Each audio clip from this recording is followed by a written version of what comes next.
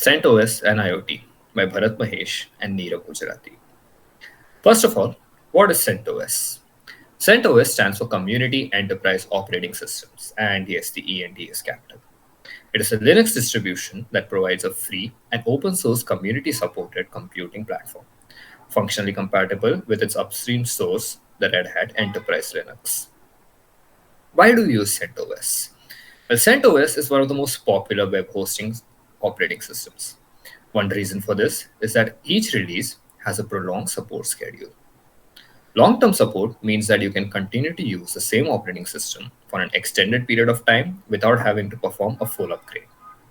As security and bug fixes are frequently backported, you can maintain longer uptimes without worrying about packages becoming unsupported. Some features of CentOS are high performance and availability, as it virtualizes a kernel based virtual machine to provide high availability and excellent performance. Panel options. CentOS users can choose from a variety of management platforms, including cPanel, Plesk, Webmin, Spacewalk, etc.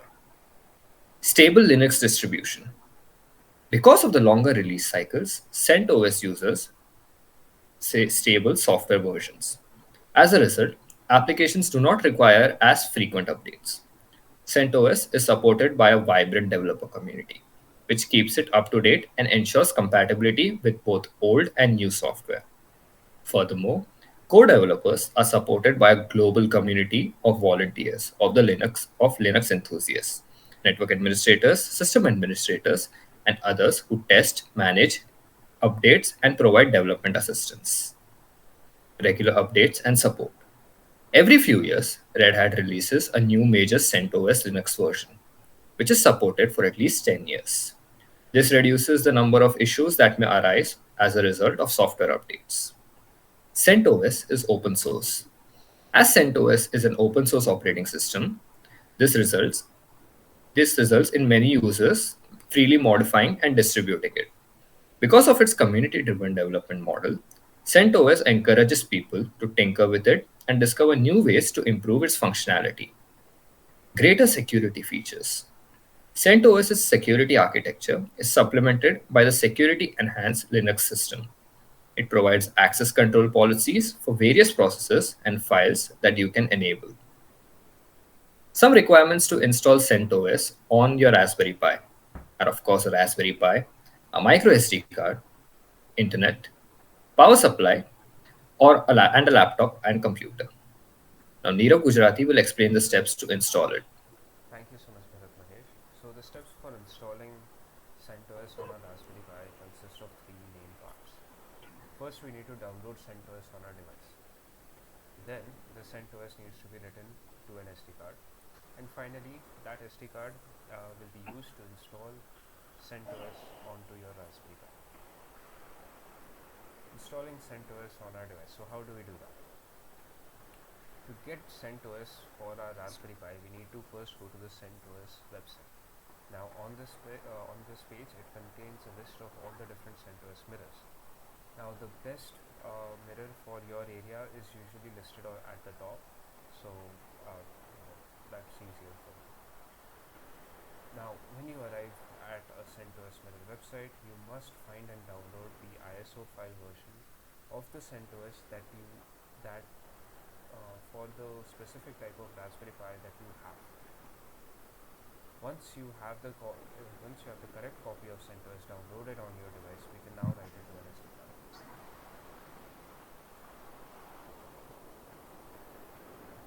Writing CentOS to an SD card. Now this section will basically guide you on how to write the CentOS image onto the SD card of your Raspberry Pi. Now the software we'll be using is the Balena Etcher software.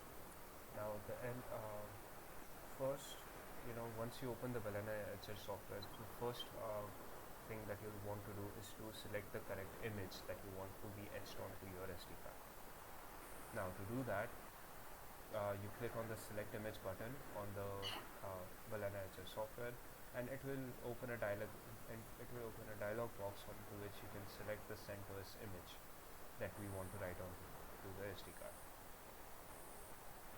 Now once we've chosen the correct image, we'll be moving that we'll be moving on to the next step, which is selecting the correct tag. Now if you only have one compatible device plugged in, the HR software will choose it for you. You don't have to select anything.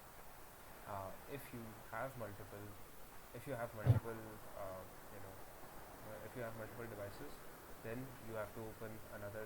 You have to select on the target and open another dialog box. Now you're ready to flash the image onto the SD card. To do that, simply click on the flash button, and once we've done that, it will start writing the image onto the SD card.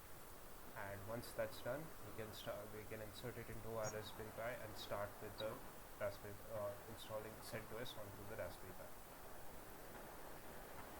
Now we are only going to cover the basic minimal version of CentOS, that is basically the command line CentOS. Now if you wish to install the GUI version, you can go ahead and boot it using the CentOS. You can install the CentOS GNOME version. So how to perform the initial boot of CentOS on the Raspberry Pi for the minimal version. Now when you first boot up your CentOS powered Raspberry Pi, you will be prompted to log in. Now the default user is usually root, and the default password is usually password. We strongly advise you to change your password once you've logged in. Now to change your password, you can simply type in the command pass wd that into the terminal. This will allow you to change the password. Now with this much done, you should now have the minimal version of CentOS installed in your Raspberry Pi. And this comes to the conclusion of installing CentOS onto your Raspberry Pi. These are the references that we've used. We've used the CentOS.org website, we've used Balana HF, we've used the redhat.com. Thank you so much for viewing our presentation. This is Bharat Mahesh and Nirav Gujarathi.